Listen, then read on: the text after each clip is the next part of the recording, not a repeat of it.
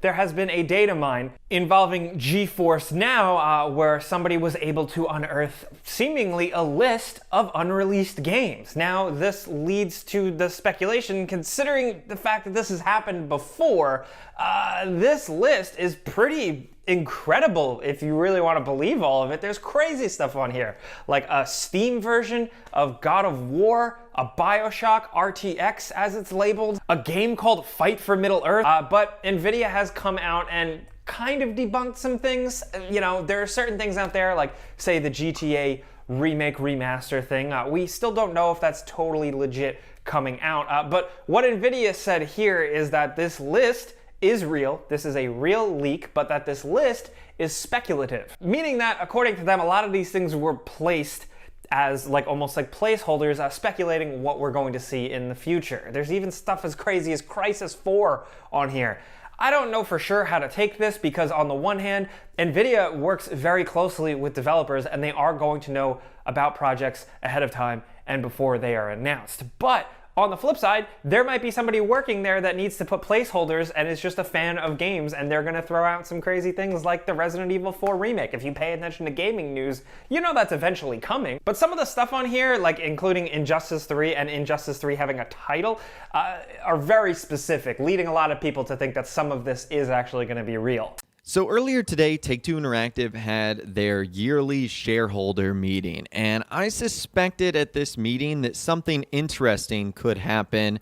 And after the expanded and enhanced announcement that occurred last week, I figured maybe this would be an opportunity for Take-Two Interactive to respond. But we actually, at the end of the day, just kind of got some good news, maybe for GTA 6. And I'll be telling you guys about that in this video today. So a lot of this conference was very businessy, doesn't necessarily even talk about video games per se. And a lot of people thought Rockstar, or I should say Take-Two Interactive, was going to actually talk about the recent backlash that ultimately happened. And this is coming from Videotech, who listened to the conference. He said, Take-Two just ended the meeting and no shareholder asked any questions, with a follow-up saying they basically dipped out as soon as they could, with insider Tez Funds 2 saying, same thing happened with a previous meeting and the one before. The meeting had nothing to do with the recent delay. I expected it to be the same as last year's meeting. So basically what he's saying here is there was no opportunity for the shareholders to open up and ask questions, which is kind of what we see get to happen on the financial quarterly earnings calls that happen, obviously a couple of times a year. However, as Tez Funds 2 pointed out, that this is not unusual. In fact, it's something that they usually don't even do. So Take-Two Interactive was not going to answer any questions here. I will leave as many sources to this as I can in the description, but it didn't look like that was going to be the opportunity in which they were going to be talking about anything. Now, what was interesting was some numbers that were actually released from this. So looking at a couple of interesting numbers, Grand Theft Auto 5, over 145 million units sold. GTA Online saw an increase in participation of 31%, which is awesome. That means Grand Theft Auto Online is continuing to just grow and grow and grow. In fact, it actually achieved a new annual record, which we saw Rockstar say as Grand Theft Auto continued to expand its audience and set new benchmarks, and that in calendar 2020, more copies of Grand Theft Auto 5 were sold than any other year, except for when it first launched in 2013. A couple of other interesting things they said. We have the strongest multi-year pipeline in our company's history. We expect to deliver approximately 20 titles per year for the next several years throughout a combination of new and existing franchises. I would say that this is good news to see another GTA title, and who knows if that's going to be just the trilogies that are being remastered, or if this is the one we're all looking forward to, GTA 6. Again, those are some interesting things that they noted there. However, the real interesting information comes in this part where they talk about commitments and contingencies. A summary of annual minimum contractual obligations and commitments as of March 31st, 2021 is as follows.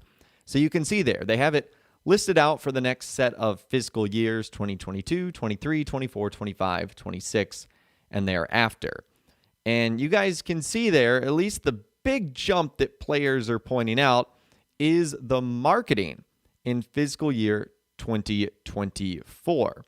You guys can see there that year over year, it jumps from $42,376 to $84,729. Why all of a sudden would Take-Two Interactive double their marketing budget for something like that, the minimum that they have to do? I can only imagine it would be for an absolute massive title. And under marketing agreements, you can see it says we have certain minimum marketing support commitments where we commit to spend specified amounts related to marketing our products. Marketing commitments expire at various times through September 2025 and primarily reflect our agreements with major sports leagues and other player associations. So that's interesting. They're essentially going to start doubling their marketing budget in fiscal 2024. A lot of people saw this and started hoping that that would be for GTA 6. So GTA 6 fans all over the place were kind of clamoring that this could mean, okay, in fiscal year 2024, which actually starts March 2023, is that when they're going to start advertising for Grand Theft Auto 6? And honestly, that kind of makes sense because if the rumors are true and we're going to be getting the GTA trilogy remastered in 2021, 2022, we're going to get Grand Theft Auto 5 expanded and enhanced, then that would leave Grand Theft Auto 6 for 2023, at least when they start talking about it potentially.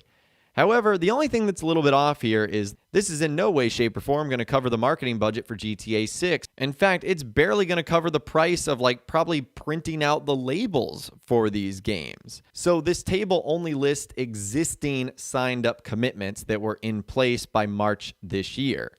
And as the notes state, it's mainly for things handled directly by Take-Two Interactive for activation by studios, such as licensing agreements with the NBA and so on. I, again, think the GTA 6 budget is going to be much bigger than that. Now, sort of speaking of the trilogy and expanded and enhanced, as we talked about the other day, a huge leak came out where the Nvidia GeForce Now database was revealed, and it included a ton of games, including some Rockstar titles. Well, Nvidia has actually responded to this because obviously things would have gotten even more wild if Grand Theft Auto 6 was on that list. Well, Nvidia did respond. They said Nvidia is aware of an unauthorized published games list with both released and or speculative titles used only for internal tracking and testing. Inclusion on the list is neither confirmation nor an announcement of any game. Nvidia took immediate action to remove access to the list. No confidential game builds or personal information were exposed. This delayed GT5 Expanded Enhanced Edition is leaving everybody so upset that barely nobody's playing GTA right now.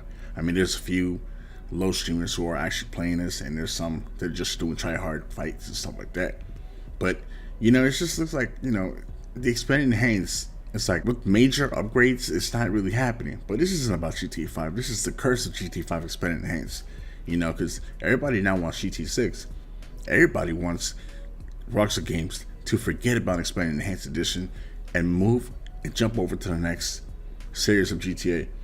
Now, the feeling of anger that everybody's got from that trailer didn't show any other new visual tweaks, announcements of a delay made that fans just became more unhappy. And it is depressing. Now look at this.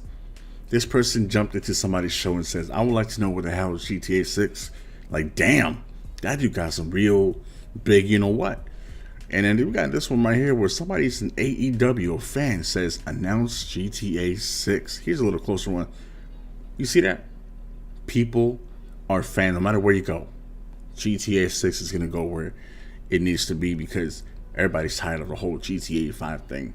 But, big shout out to, Solo, Sean Fontano, and Sling Johnson, Ned Luke, all that, man. They did a great job on the game.